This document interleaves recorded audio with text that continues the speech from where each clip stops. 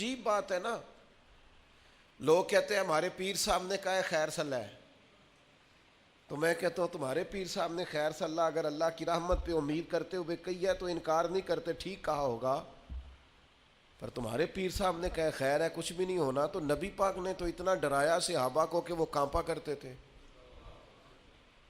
ان کے تو رونگٹے کھڑے رہتے تھے، رحمت للعالمین محبوب کے پاس بیٹھنے والے۔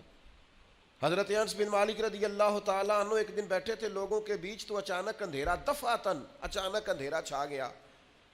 تو ایک شخص نے کہا جب حضور کے زمانے میں ایسا ہوتا تھا تو آپ کیا کرتے تھے؟ فرماتے اگر تھوڑا بھی اندھیرا ہوتا نا تو ہم کانپنے لگتے، ہمیں ڈر لگتا تھا کہیں قیامت تو نہیں آ گئی، تو پھر ہم فٹافٹ مسجد کو دوڑ جایا کرتے تھے، جا کے نفلوں کی نیت باندھ لیتے تھے، سجدوں میں گر جاتے تھے۔ ان کو تو خوف تھا، وہ تو ڈر رہے تھے۔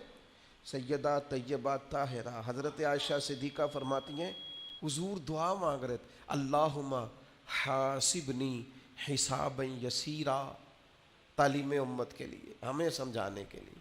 کریم کہتے ہیں اے اللہ مجھ سے جب تو قیامت والے دن حساب لینا تو ذرا آسان کر کے لینا۔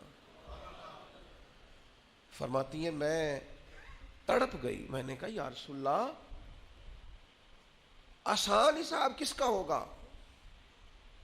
تو حضور فرمانے لگے عائشہ آسان حساب اس کا ہوگا جس سے اللہ تعالیٰ اپنے فضل سے، کرم سے، اپنے کرم سے اللہ نظر فرمائے اور کہے جا تیرے لیے جنت ہے۔ ورنہ فرمایا جس سے اس نے پوچھ لیا نا،